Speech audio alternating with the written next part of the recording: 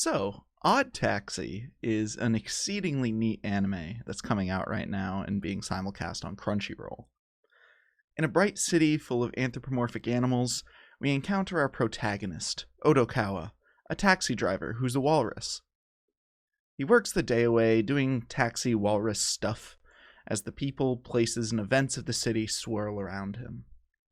One day, his world takes a dramatic turn.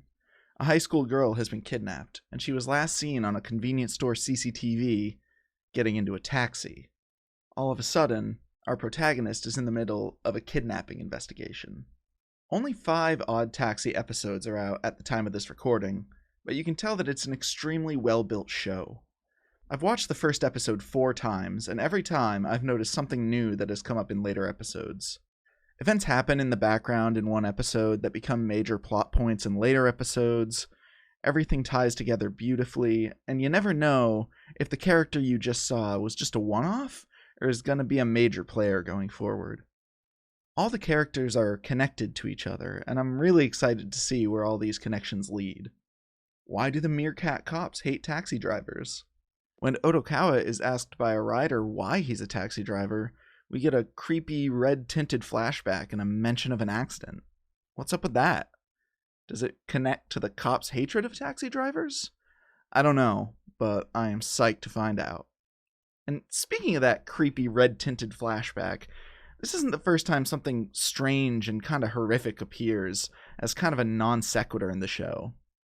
The very first scene is one of Odokawa's dreams. A large tarp-covered bundle, tied up with twine and cinder blocks, drifting down to the bottom of the ocean. Yeah, this happy, bright, anthropomorphic animal show has something going on at its center. We have the creepy dream at the beginning, we have the weird red-stained flashback, but what really pushes this show over the edge into the horror territory is 2 scenes that occur about halfway through the first episode. The first of these scenes shows Odokawa in his apartment, watching a news broadcast about the kidnapping that kicked off the whole conflict of the show. He watches the broadcast and looks toward a door on the other side of his apartment. The room beyond is dark, the door slightly ajar. He asks, "Are you happy? You can run away whenever you want. I'm not trapping you here or keeping you tied up. You chose to stay here. Why did you come to my place? Are you hungry? I'm going to the clinic now. I'm working after that, so I'll be back late. You know you can run away anytime, right?" There is no response. The room remains dark. And that's it's kind of fucking creepy, right? like maybe it's someone else, maybe it's the kidnapped girl, but she's sleeping. But why is she hanging out in some 41-year-old's apartment? There's a lot of things going on here, a lot of possibilities. Not many of them are great.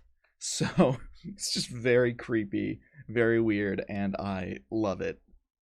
And in the very next scene, we get a concrete indication that the way we're seeing this world might be very, very wrong. As Odokawa said, he went to the clinic to see his doctor. During the visit, the doctor turns to him and asks, "What do I look like to you?" Odokawa instantly replies, "A gorilla." The doctor and nurse both chuckle and they move on, with the doctor saying he's going to up Odokawa's dose of...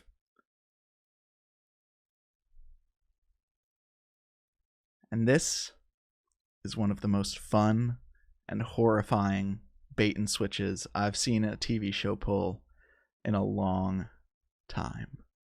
See, as television viewers, we're used to seeing things on our screen that aren't real. Our brains instantly see past the anthropomorphic animals. We accept that what's on the screen is what we're seeing, what the world of the show looks like, and more importantly, what the world of the show should look like. It's such an obvious part of the process of suspension of disbelief that we barely give it any mind. It's barely part of the process at all. This world is a world full of anthropomorphic animals. Okay, cool. Done. Odd Taxi, 15 minutes into the first episode, when we've settled nicely into this world, pulls that rug out from under us. Everything we've seen so far, every assumption we had about what might happen later, is thrown off kilter. With one scene, one line, we're taught to question everything we see on this show. The moment of, wait, what? Oh my god. That comes from the realization that it might only be Odokawa seeing these animals is wild. And of course, just because Odokawa sees humans, including himself, as anthropomorphic animals doesn't inherently make him more dangerous than anyone else. We've seen no evidence of violent tendencies, and overall he's been pretty chill.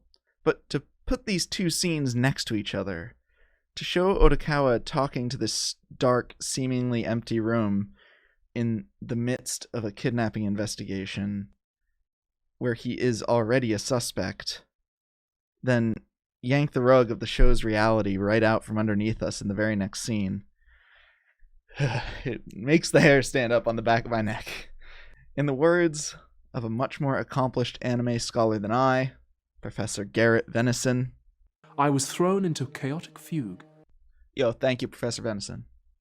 I've watched the ensuing 4 episodes of Odd Taxi, but ever since these 2 scenes, the entire show has felt different. Not worse, not at all. I love it. I think it's really good and you should watch it on its own merits anyway. But as a viewer, I'm untrusting. Untrusting of everything I see. Even the pastel-caked marker doodle opening has a layer of creepiness to it that is hard to place, but is 100% real. Because I don't know what I'm looking at anymore.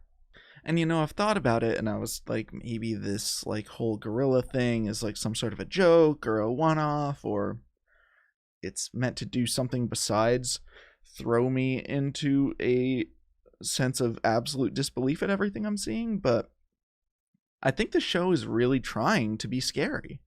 It's sure scaring the shit out of me. And, by episode 5, there's a murderer going after Odokawa who has been driven crazy because he got his phone knocked out of his hand when he was playing a gacha game, right when he got the super rare thing that he was looking for, and had spent tens of thousands of dollars on. And then it breaks, and then his phone doesn't back up, and now he wants to murder Odokawa. So that's a part of the show. That's something you like, right? You gotta like. Who doesn't like that? Go watch this guy. Go watch this weird cat man run after our sweet boy and try and kill him. But long story short, Odd Taxi is one of the strangest, most fun anime I have watched in a long time.